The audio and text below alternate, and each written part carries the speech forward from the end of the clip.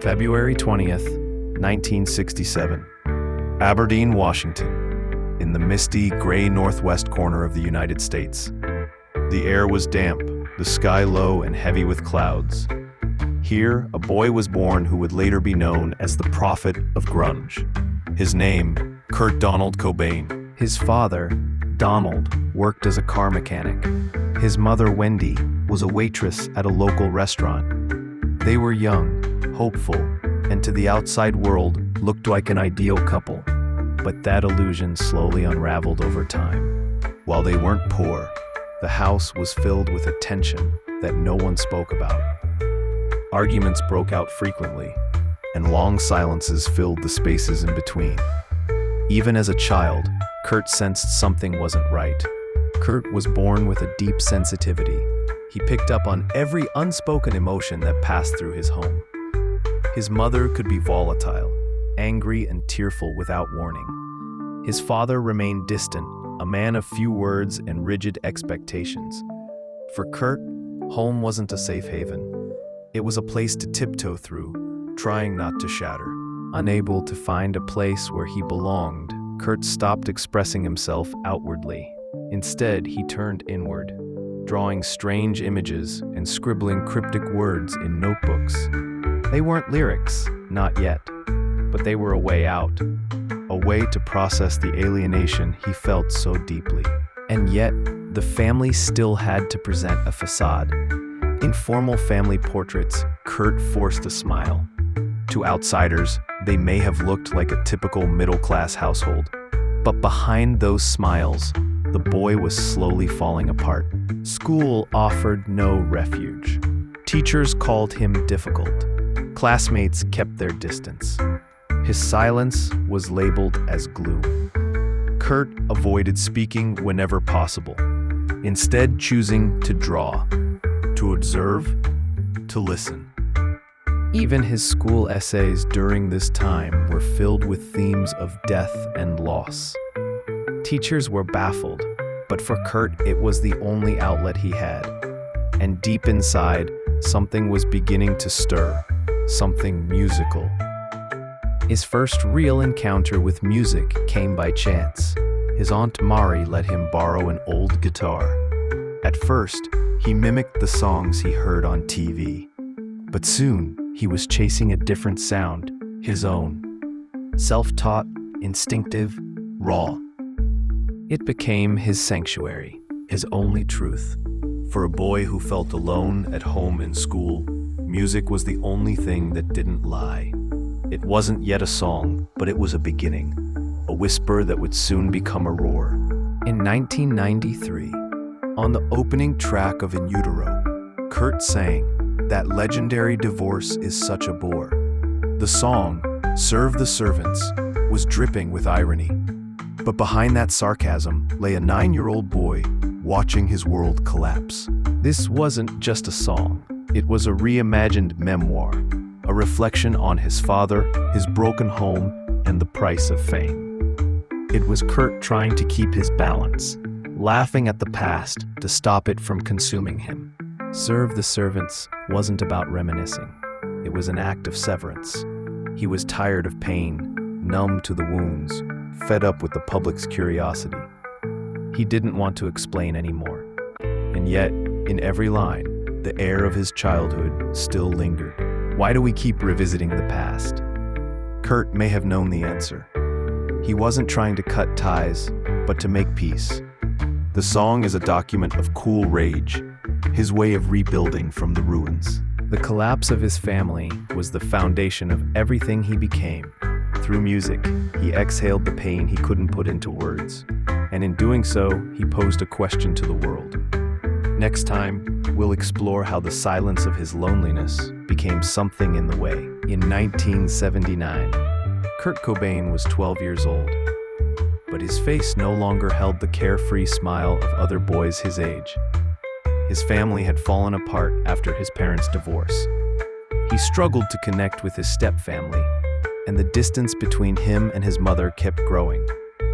Neither home nor school offered him a place to belong. behind his faint smile, there was a quiet loneliness seeping through. Kurt found peace in places where no one else went.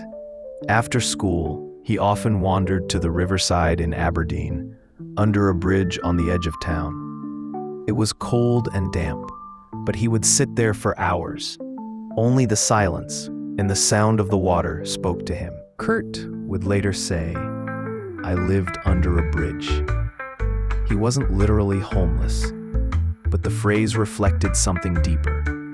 His inner state, a need to retreat from the world, to exist apart from society.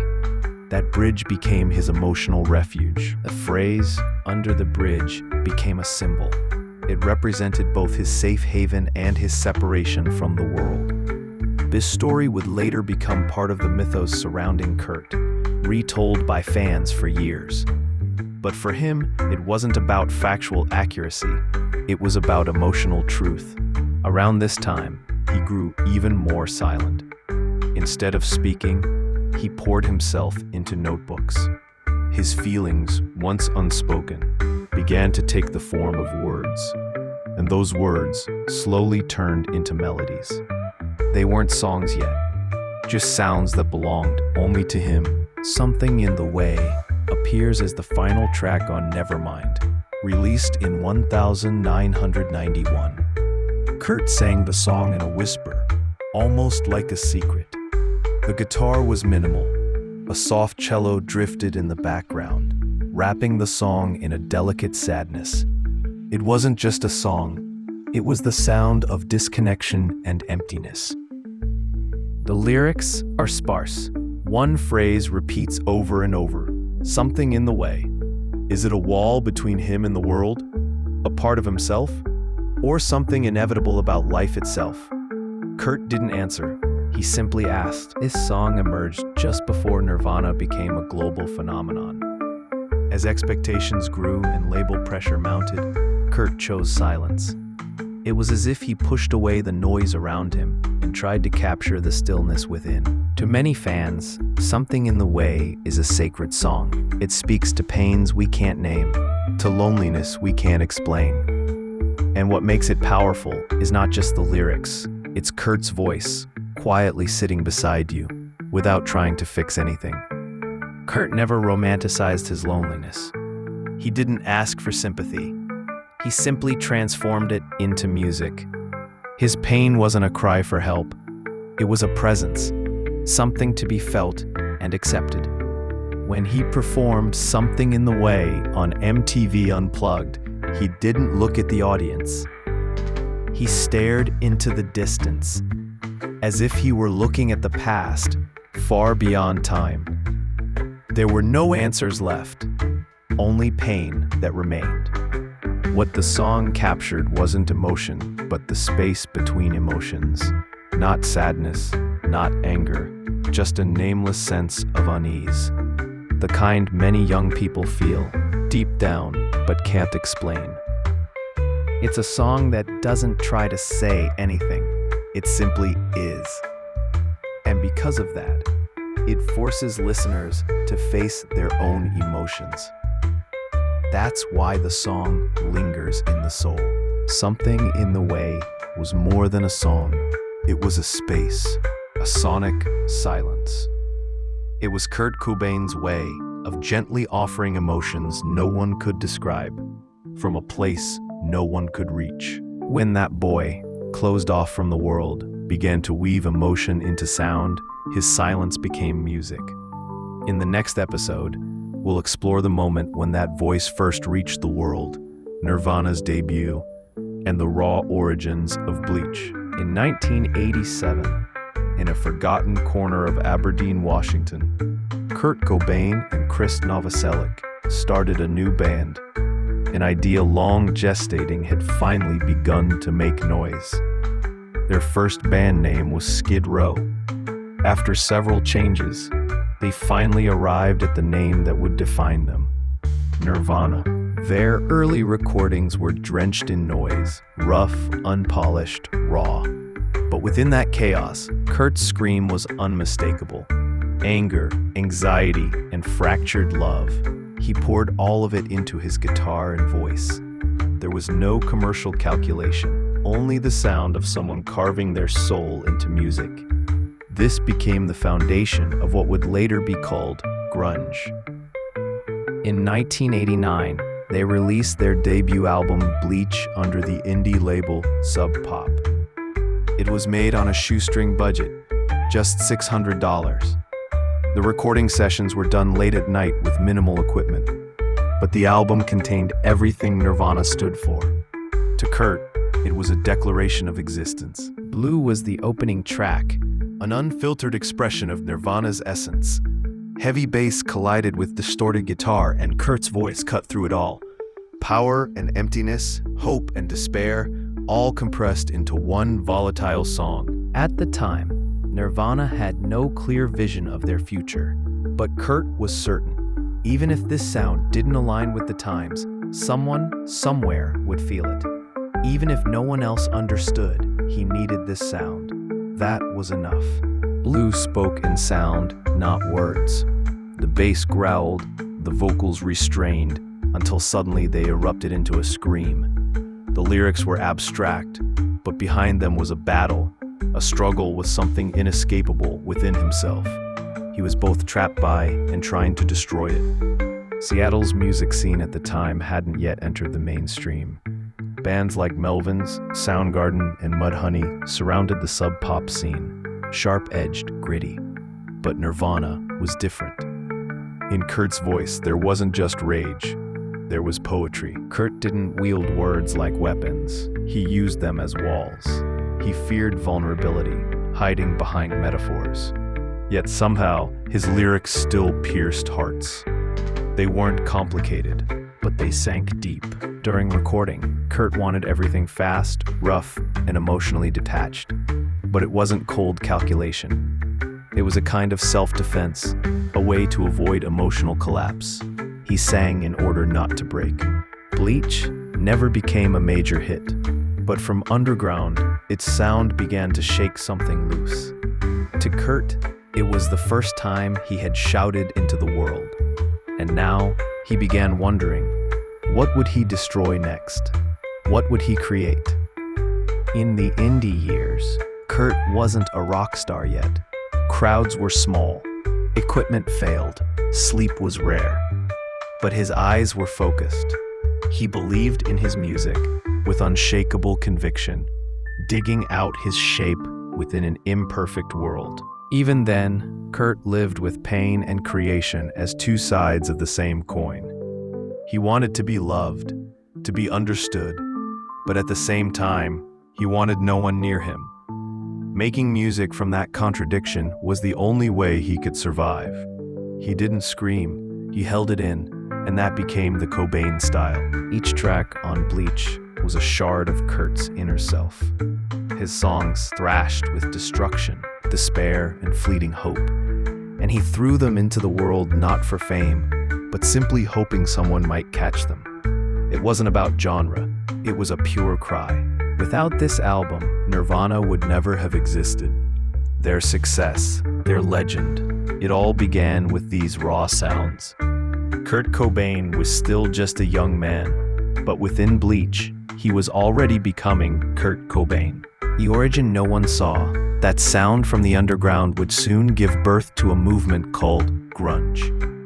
In the next episode, we'll look into Negative Creep, a song where Nirvana's rawest aggression erupted, and explore the other self hiding within Kurt Cobain. Released in 1989 on Nirvana's debut album Bleach, Negative Creep stood out as both the most aggressive and the most introspective track.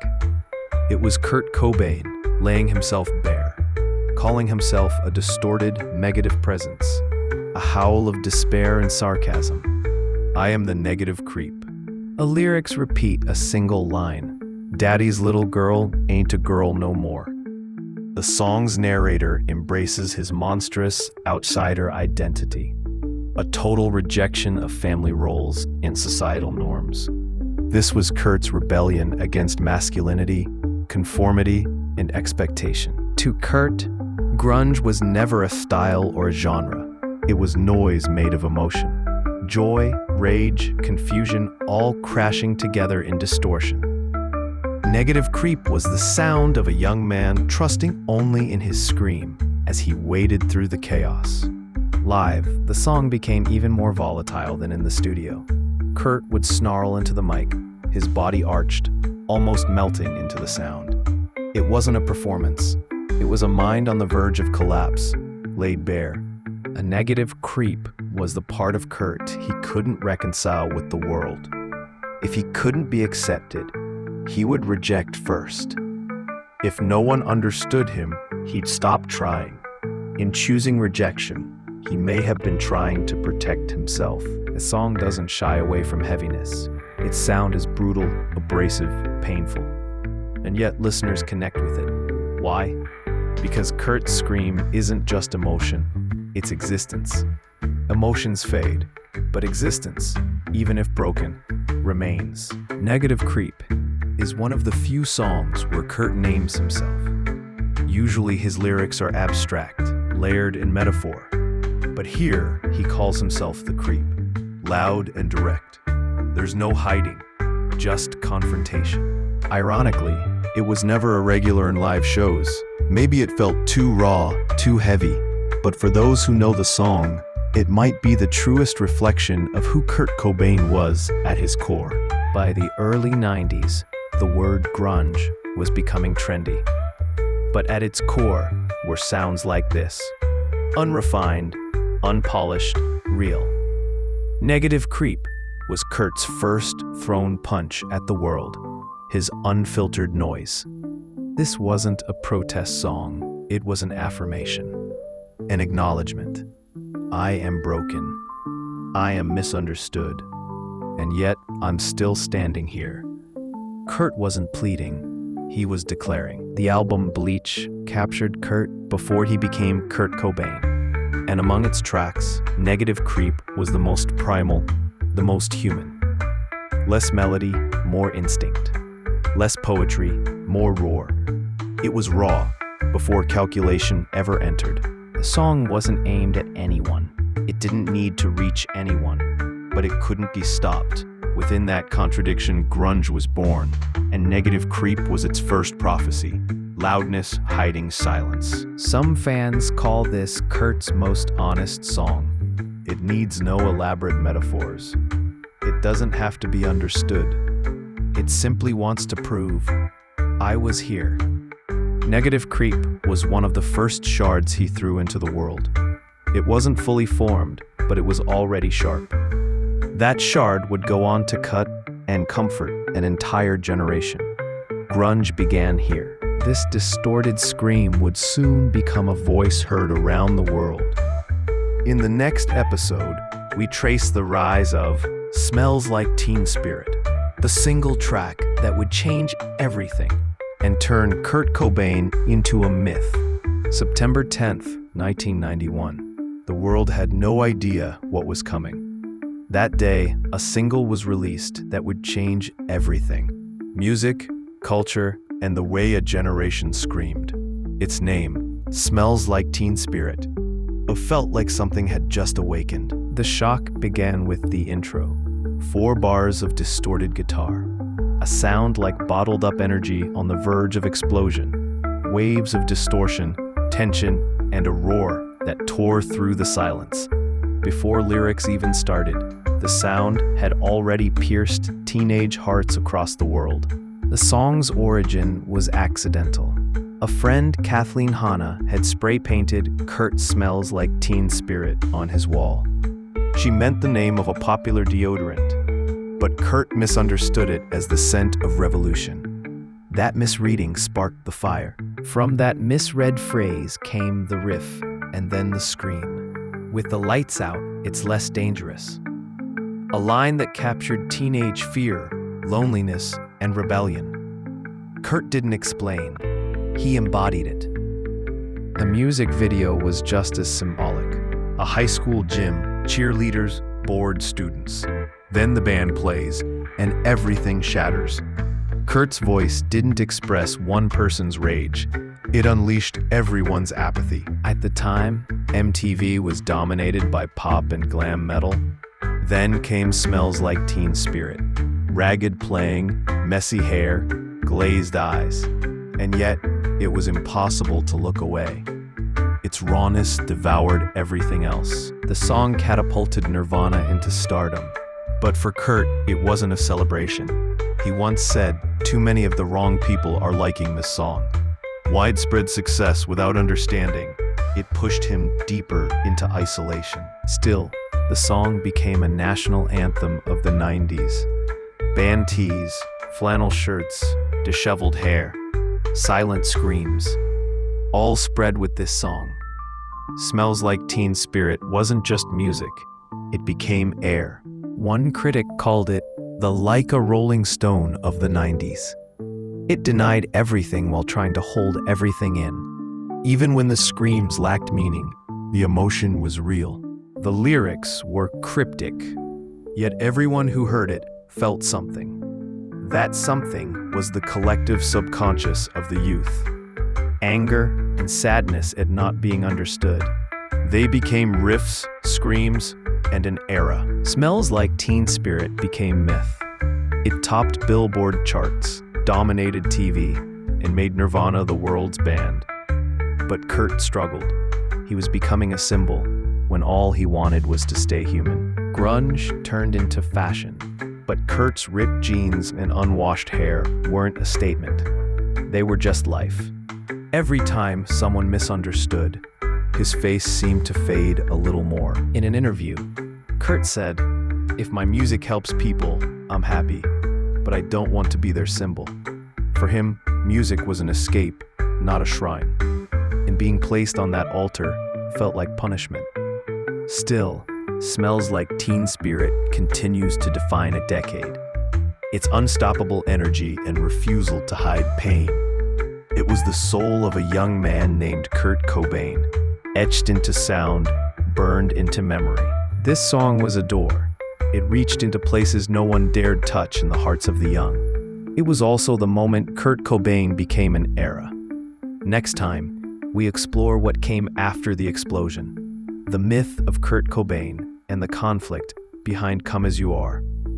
September 1991. Without making a sound, Nevermind began to change the world. Within months, it hit #1 on the charts, and Nirvana became the voice of a generation overnight. Kurt Cobain stood at the center, but to him, it wasn't joy, it was confusion. That was the context in which the single Come As You Are was released. Come As You Are, a phrase that sounded gentle. But it wasn't just addressed to the outside world. It was a conflicted question directed inward. Is this really who I am? The uncertainty bleeds through the sound. The lyrics are built on contradiction. I swear I don't have a gun. He repeats the denial again and again, telling us to trust him while simultaneously warning us not to. Beneath the surface, it's his exhaustion and self-defense mechanism speaking. By now, Kurt had become a myth. Every expression on his face was analyzed. Every word he spoke was treated like prophecy. No one noticed that he never asked for this role. Come as you are was part sarcasm, part prayer. Stay as you are, but also, please don't change anymore. It was perhaps a plea Kurt whispered to himself as he felt himself slipping away. The media crowned him the voice of a generation. Magazines called him the king of grunge. TV shows chased his every move. But he only responded with half smiles. He was no hero, just someone who could only speak through music. Come As You Are was a quiet rebellion in the midst of fame. It sounded soothing, but underneath was the desperate hope, don't change me. To listeners, it may have felt comforting, but to Kurt, it was a love song to a self fading into misunderstanding. He feared his words would be twisted and misused. In interviews, he chose his words carefully, deflecting with sarcasm or silence. Singing was more honest than speaking, and in this song, his honesty was more audible than ever. To listeners, this song felt like an embrace, a message of acceptance. You're okay as you are. But what Kurt may have really meant was, "Don't define me." It held both irony and sincerity. Come as you are. It was the moment the myth of Kurt Cobain rang out most quietly and most loudly. The myth had already begun walking on its own, without his consent. A myth can swallow its symbol whole. Every time Kurt spoke or smiled or stayed silent, meaning was projected onto him. But none of it captured who he really was. As his name became a brand, the person himself began to disappear. He didn't fear being misunderstood. He feared being falsely understood. Come As You Are was a song pushing back against misinterpretation. Not the idealized version of Kurt, but just himself. Yet the world misread it as yet another symbolic message. He struggled to hold on to himself amid the fame. Music had been his refuge, but even that was being consumed by the spotlight. His exhaustion slowly surfaced and would erupt in the form of his next album, Lithium. Come As You Are, perhaps the gentlest, most sorrowful scream Kurt ever voiced. And yet, behind the calm, he was quietly unraveling. Next time we dive into Lithium, a song born at the intersection of fame and fragility, where salvation and madness collide. 1992, Nirvana had become a global phenomenon. Kurt Cobain's name began to move on its own, no longer just a person, but a symbol of a generation. Live shows were sold out. His face was on magazine covers. His clothes, his hair, imitated everywhere. But behind it all, Kurt was burning in the light of fame, quietly sinking into the shadows. He had never wished for success, only that his music might reach someone's loneliness. Instead, the world turned him into a hero. That same year, Lithium was released as a single, the song that laid Kurt's inner world bare. Starting in silence, building toward explosion, it was him in musical form. Lithium, a drug used to treat bipolar disorder, as if he were prescribing this song to himself to keep the balance. I'm so happy, 'cause today I found my friends, they're in my head. From the very first line, he sings of happiness, but his friends only exist inside his mind. This wasn't a song of joy. It was a fragile affirmation, crafted just to hold himself together. The song mirrors his shifting moods, oscillating between calm and chaos. Musically, Lithium was one of Kurt's most personal blueprints. The guitar riff is intentionally simple, the drums mechanical and repetitive. But layered on top, his vocal swells with emotion, creating a paradox of passion and numbness. It wasn't about technical perfection. It was a snapshot of his state of mind. The media called it a satire of religion and mental illness, but Kurt offered no explanations. For him, explaining meant breaking. He stood on stage, screamed into the noise, and in the searing feedback, he tried to confirm he still existed. Lithium might have been the rope he clung to on the edge of collapse. Kurt once said, "This song is about faith, not a mockery of religion, but an understanding that without believing in something, you fall apart." He survived by believing in music. "I'm not gonna crack." He chants it again and again. But is it a declaration of strength, or a desperate plea not to break? Maybe both. His voice trembles on the edge between defiance and collapse. At the time, Kurt's mental state was becoming fragile. His interviews grew erratic. Backstage, he fell into long silences. Tour exhaustion, pressure, drugs, everything scraped at his spirit. Lithium was a quiet scream in the middle of the storm, and yet, he gave the song a pop sensibility. The chorus uses bright, open chords. It sounds almost inviting. Maybe it was his last attempt at balance. Not too loud, not too soft, just enough to hold things together. Fame didn't mean being celebrated by all. It meant being misunderstood and projected onto. Kurt grew tired of being someone's idea of him. He retreated inward. Lithium was perhaps the last sliver of honest self that leaked out. Among Nirvana's catalog, Lithium stood apart. It didn't demand release like other tracks. It existed to maintain tension, not to erupt, but to hover right on the edge. That tension mirrored Kurt's own psyche. My friends are dead. I found God. I'm not gonna crack. The lyrics read like fragments of inner conflict, faith, loss, resistance. Fans searched for meaning. Kurt only left emotion. Still, the song reached people. Its fragile balance, not broken, but barely holding, spoke to those carrying silent burdens.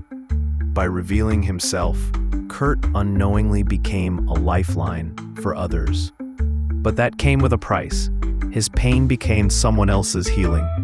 A beautiful thing, but it also meant he couldn't let go of the pain. He sang while carrying it. Lithium, a quiet explosion, not forceful, but echoing in the stillness between despair and hope. Next time, we unravel the public face of Nirvana and what lay behind it. In Bloom shows us the smile on stage and the truth behind the performance. By 1992, Nirvana had become the face of a generation. The rock scene was soaked in grunge, and fashion magazines were showcasing Nirvana style. Kurt Cobain had, without his consent, become a culture, but around that time he muttered, "They don't understand me at all." In Bloom was Kurt's way of throwing his frustration back at the world. He likes all our pretty songs, and he likes to sing along, but he don't know what it means. A biting line aimed squarely at the fans who loved the sound but missed the message. Fame was spreading, blindly, and it was wearing Kurt down. A music video parodied the perfect American TV band. Big smiles, clean outfits, cheesy stage. But that performance was the message. Laced with sarcasm and satire, it mocked the idea of becoming an icon. It was Kurt's way of saying, "You don't get it, and you never will." Though the melody felt bright and catchy, the lyrics hinted at bitterness. He's got a pretty gun. It wasn't just a metaphor. It symbolized violence, fame, and misunderstanding, all wrapped in a neat, ironic package. In Bloom was a song about the masses, and Kurt was trapped at the center of those masses. Being loved and being understood are not the same. He had become too loved, and therefore completely alone. This was a quiet no, a final line in the sand. You don't get it. By the time this song came out, Nirvana were seen as pop stars. They were on MTV, smiling on magazine covers, and pressured by record labels to write the next big hit. But to Kurt, it was all performance. Living someone else's idea of who he should be. That wasn't music. That was a mask. In Bloom marked the moment Kurt gave up on being understood. Instead, he mocked the system. Anger hidden behind smiles. Poison beneath the pop. Maybe it was his form of payback. Kurt had already begun to retreat from the media. In interviews, he dodged questions, offered sarcasm, or said nothing at all. They don't listen to my music. They just know my name. It was despair, that his art was being consumed, not heard. The lyrics in Bloom are short, fragmented, and steeped in apathy. They offer no why, only this is how it is. It was rejection and escape. Kurt had no clear answers, so he chose ambiguity as his truth. Ironically, the very misunderstanding this song highlighted only made Nirvana more popular. Even those being criticized were singing along. In Bloom became an anthem for the very people it was aimed at. That irony deepened Kurt's loneliness. The music video itself became a hit. With its 1950s costumes, campy visuals, and catchy melody, most people saw it as fun. Few noticed the rage and fatigue behind it. Kurt smiled, wearing a mask he never wanted. He's got a pretty gun. It captured the idea of beautiful violence. Not just literal violence, but the industry's commodification of pain. the apathy of fans, and Kurt's own resentment. The prettier it looked, the more dangerous it became. In Bloom ends without answers, and that was intentional. The more you explain the truth, the further it slips away. Kurt didn't say the truth, he made you feel it. His ambiguity was his honesty. After the song, Kurt slowly began disappearing from public view. His expression turned inward. His music became sharper. In Bloom may have been the first crack, the sign that something inside him had started to break. In Bloom was quiet resistance from a man exhausted by being watched. Next time we dive into Polly, a song based on a real event that exposed brutal truths beneath calm sounds. With nothing but an acoustic guitar, Kurt held up a mirror to society's darkest face. Released on Nevermind in 1991, Polly may sound like a simple acoustic number, but beneath its quiet tone, it concealed a blade aimed straight at society. Inspired by a real kidnapping case, this song questions victims and perpetrators, apathy and accountability, music and violence. It is one of Kurt Cobain's most unsettling, socially charged creations. In 1987, a 14-year-old girl in Washington state was abducted and tortured. She was nearly set on fire with gasoline, but she escaped by pretending to empathize with her attacker. The story shook Kurt to the core. Through Polly, he wanted to expose the cruelty of a society that looks away.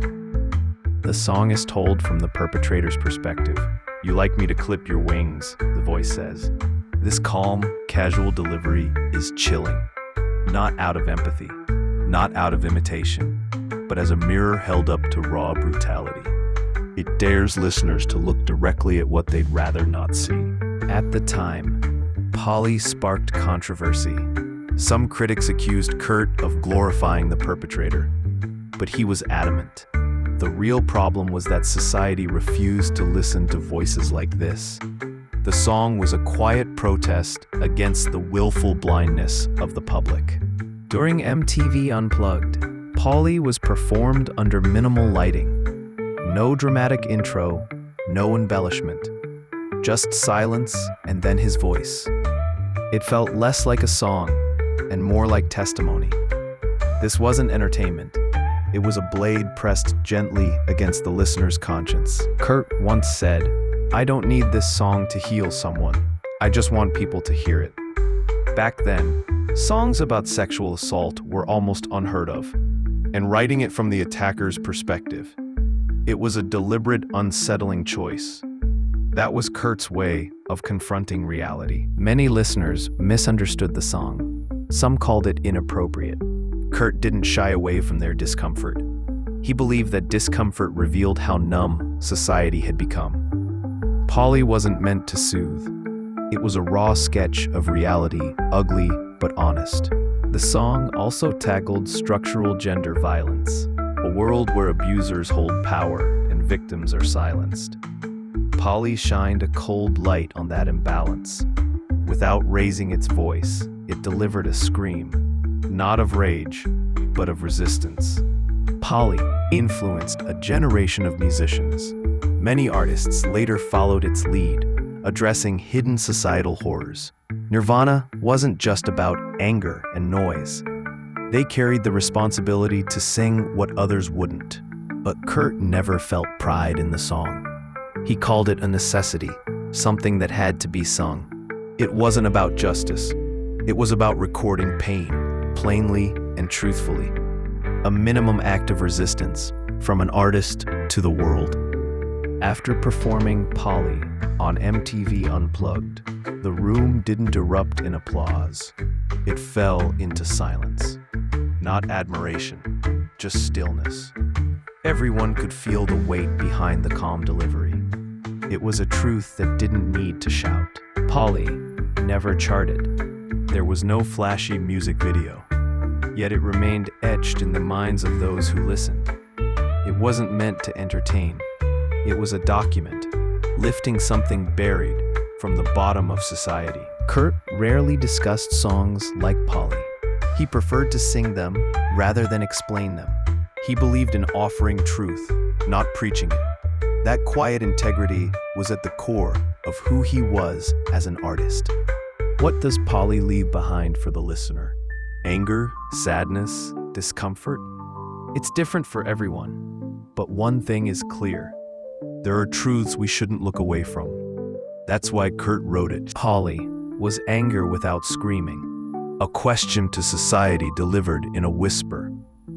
Next, we step into even deeper waters, a song that fuses protest and self-destruction, Rape Me. What did Kurt see between creation and collapse? Released in 1993 on the album In Utero, Rape Me was one of the most provocative statements Kurt Cobain ever made from the heart of the music world. From its very title, it was shocking, but behind that was a message about the violence of victimhood and the irony of reversal. Kurt never wanted it to be misinterpreted, and yet it was. He repeated it over and over. This is not a song that condones rape. It's the opposite. Rape Me was about the structure of retaliation. If you violate me, I'll violate you. A vicious cycle where the lines between victim and perpetrator blur. It was Kurt's own confrontation with society's unconscious violence. Before the album's release, the record label pushed back hard. It's too extreme. It'll never get radio play. It'll cause controversy. But Kurt didn't back down. The fact that it's controversial is exactly the point. Rape Me was meant to reach where people were afraid to look. When performed live, the song shifted the energy in the room. Cheers fell silent. Unease crept in. Then, stillness. That wasn't failure. That was proof it was being felt. Not with words, but with emotion. Kurt's voice wasn't a scream. It was an indictment without forgiveness. At its core, this song was about the architecture of revenge, and that applied to the music industry, the media, the public. Everyone consumed him without understanding him, so Kurt cast himself as the raped, a metaphor for being used, exposed, discarded. This was his most personal act of resistance through music. Rape Me was also a metaphor for the industry itself. Kurt wasn't angry just as an artist, but as a human being turned into a product. Go ahead, exploit me. That challenge, that defiance, was embedded in the title. He insisted on showing the ugly side of things. If Polly was a quiet anger, Rape Me was pain that couldn't stay silent. It wasn't about rage exploding, but about the effort to keep speaking even after breaking. That's what gave the song its painful honesty. The lyrics are sparse, short phrases, minor changes. But in that minimalism, Kurt sketched a cycle of violence. Rape me, do it again, waste me. Not just rebellion, but self-destruction, complicity, contradiction. Feminist circles noticed the song too. Amid praise and condemnation, Rape Me unearthed the unspoken. Kurt once said, "This song is for the voices that can't speak." It was solidarity with those silenced and cast out. This song wasn't made to be understood by everyone. In fact, it wasn't for everyone. That was the point. That was Kurt's stance. Its loneliness and conviction were carved into every sound. Rape Me, a song only someone wounded could sing. First-time listeners were often confused. But if they really listened, they'd feel it. This was not a song that condoned violence. It confronted it. Where justice and nice words failed, Kurt used music to go deeper. What is expression, really? It's not about speaking for someone. It's about turning invisible pain into a visible shape. Kurt Cobain knew how to do that, which made his music both fragile and overwhelming. Rape Me was never a commercial hit, but Kurt didn't write it to sell. He wrote it because he had to, while he was still alive. It was not just creation. It was a survival scream next to self-destruction. This song didn't leave behind hope, but it did leave behind a stance. don't look away from pain. When music refuses silence in the face of violence, truth can emerge in its rawest form. Rate me. A final, wounded question from someone who had been torn apart. Next, we look at Kurt Cobain as a father and what he sought from music and life in those years. All Apologies becomes a quiet prayer caught between family and the self. In 1992, Kurt Cobain became a father. His daughter's name was Frances Bean Cobain. It marked a turning point in his life. All Apologies became a quiet prayer, a song from a man torn between being a father and staying himself. On the surface, Nirvana was riding high, but behind the scenes, Kurt was unraveling. Addiction, illness, conflict with Courtney, and in the midst of it all, he wrestled with two conflicting desires: to protect his family and to forgive himself, which he couldn't. The lyrics of All Apologies repeat one simple phrase: "Everything is my fault. I wish I was like you, easily amused." In that one line lives all of Kurt's exhaustion, self-hatred, and longing.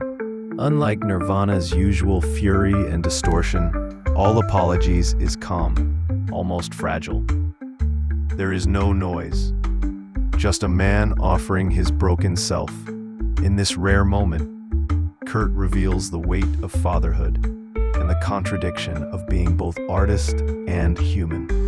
Kurt often said, "I make music for Frances," but he also admitted, "I don't want her to become like me." That was his hope and his curse. All Apologies feels like a musical will, a farewell letter to the daughter he loved but couldn't protect. The song carries Kurt's yearning to hold on to something precious for the first time. Courtney, Frances. But his body and mind couldn't keep up. All Apologies sways between his desire to be a father and the reality that he might never fully succeed. Everything is my fault. That line wasn't just a lyric. It was Kurt's life. The collapse of his family, his addiction, his emotional breakdown. He carried all of it like guilt he couldn't let go of. He feared that Frances would one day see him as a monster, that his past would hurt her. All Apologies was a quiet, "I'm sorry" to the future. Music was the only way he could turn guilt into memory. The song isn't asking for forgiveness. It's an admission that he may never be forgiven, and that's okay. All in all is all we are. We are only human. A soft, sad acceptance of helplessness. Only after his death did the world begin to recognize the depth of this song. While alive, Kurt doubted every compliment, and yet All Apologies endures as the most honest recording he ever left behind. It was never an excuse.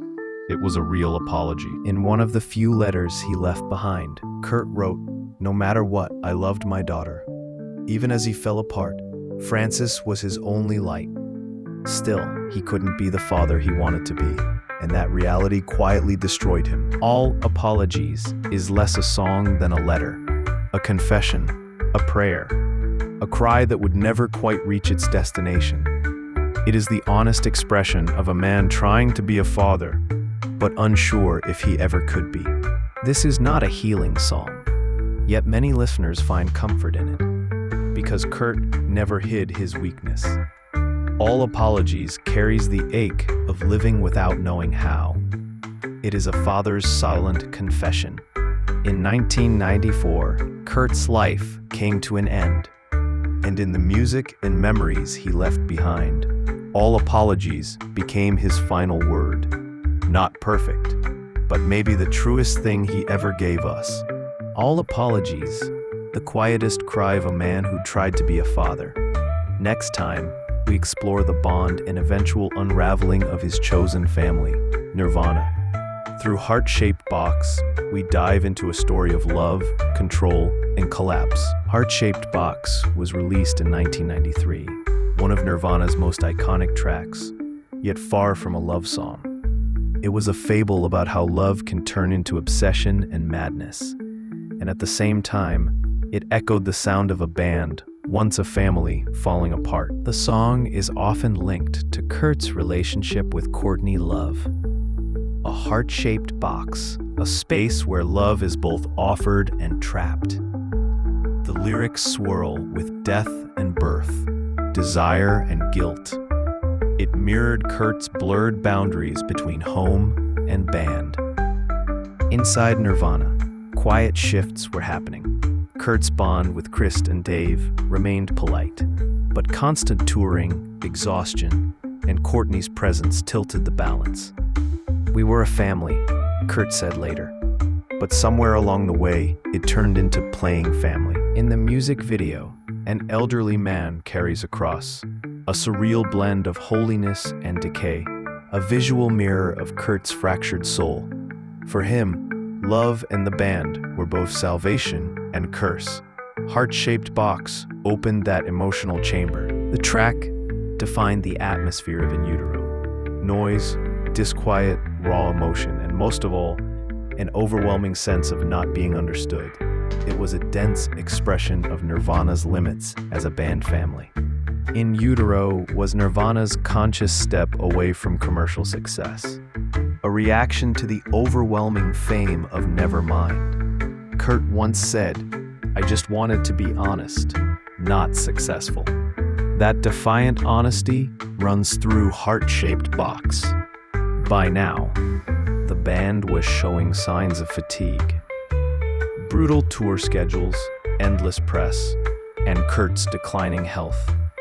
He no longer felt the joy of connecting through music. Instead, the stage became a trap of expectation. Chris and Dave tried to support Kurt, but the unity was cracking. During the recording of In Utero, they clashed over production. It felt like a family falling into silence.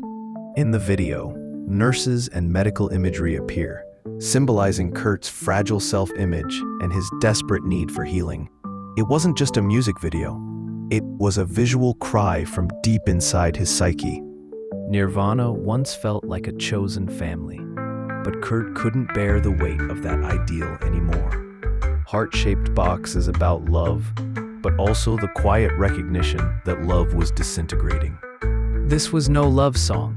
It chronicled suffocating affection, broken trust, and inescapable need. To Kurt, loving someone often meant falling apart in the process.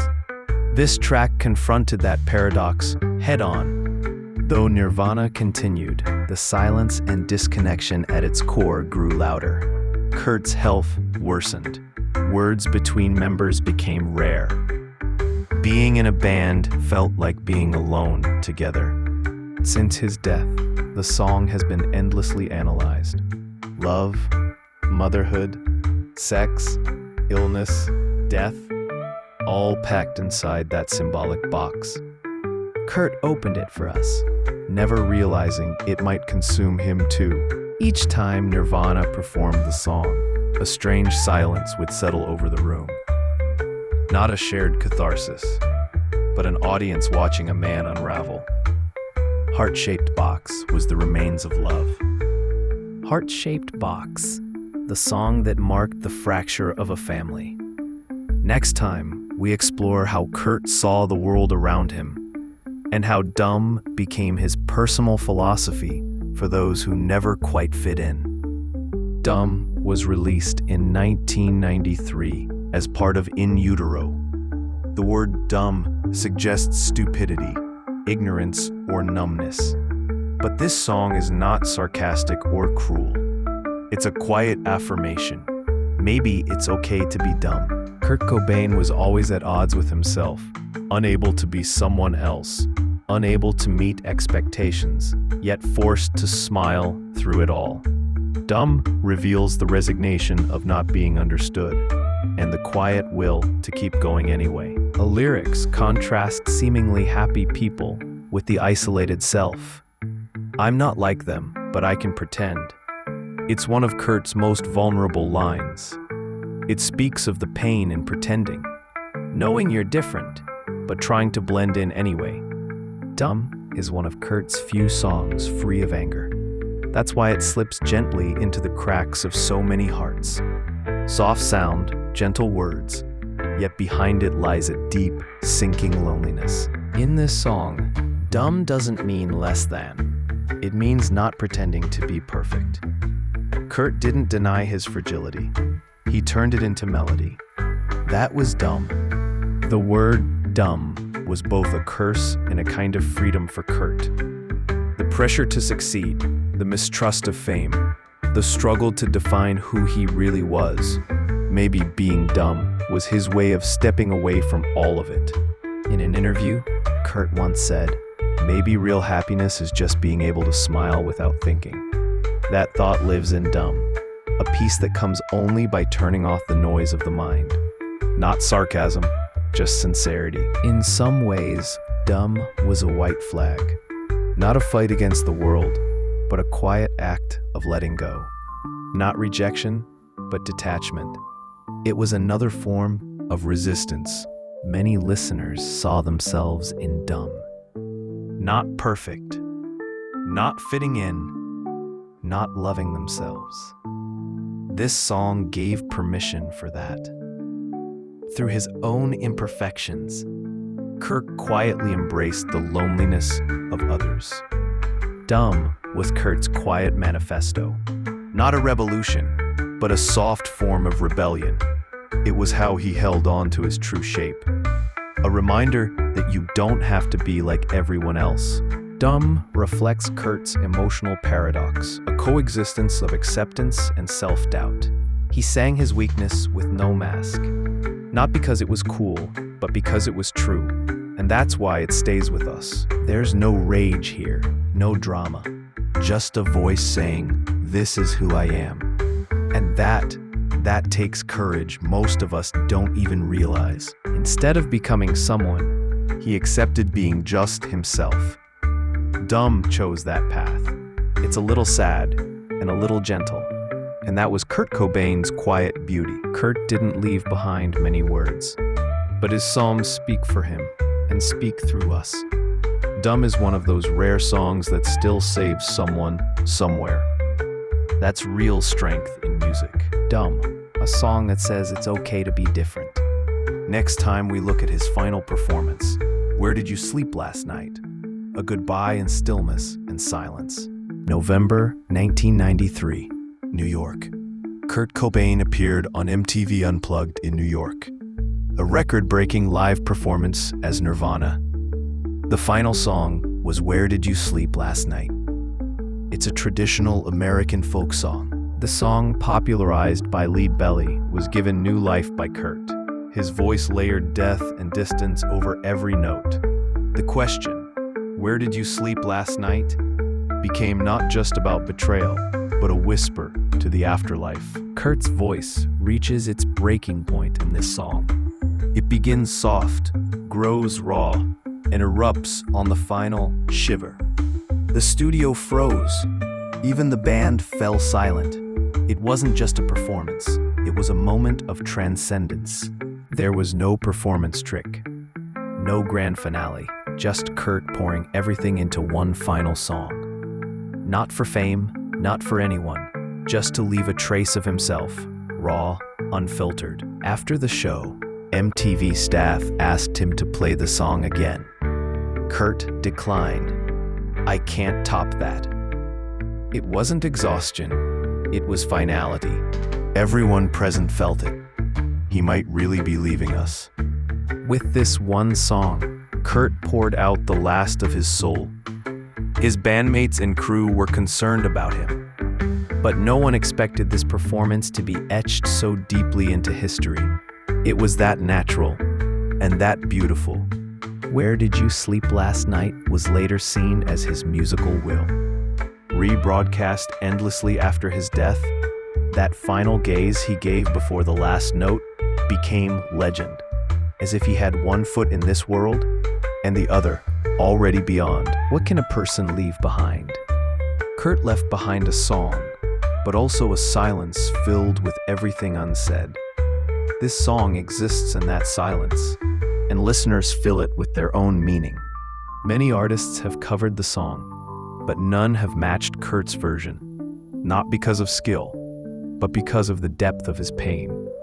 It was a song he didn't want to sing, but had to. This one song became the documented closing chapter of Nirvana, and it captured the essence of who Kurt Cobain was. His final live performance took place on March 1st, 1994, in Munich, Germany. And yet, this song continues to be remembered and spoken of even today.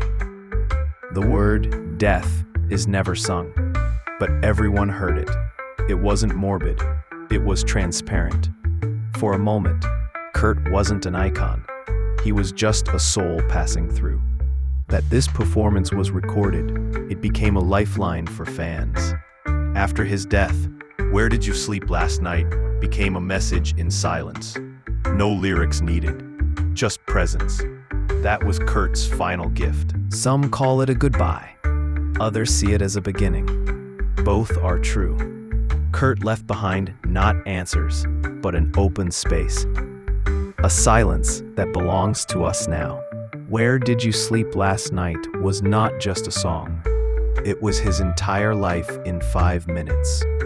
Pain, tenderness, rage, loneliness, all captured in a single voice before the curtain quietly fell. "Where did you sleep last night?" A silent goodbye, but the true end comes a little later. Next time, we look at "You Know You're Right," a posthumous release that captured Kurt's final truth. "You Know You're Right," the final song recorded by Kurt Cobain, laid down in a Seattle studio on January 30th, 1994. It wouldn't see the light of day until 2002, nearly 8 years after his death. A voice sealed in time, the swirling intro, the cold repetition of the phrase, "You know you're right." Not anger, not surrender, but something more complicated. Resentment, acceptance. We're left to feel, not define. Some say this was Kurt's final letter to himself. Unspoken pain, the end of love, creative exhaustion, loneliness. It's all there, locked in a song that feels just beyond the edge of life. When the track was released, it shook the world. People asked, "Is this really the last?" But the answer was clear in the sound. Too complete, too final. It felt like a musical will. This one track proved it. Kurt Cobain was still alive inside the music. His pain, his silence, his truth, preserved. "You Know You're Right" wasn't a goodbye. It was a message left for us to find. The lyrics are spare, almost bare, but their repetition cuts deep. "I will never bother you." It sounds like a farewell, or a threat, or a premonition.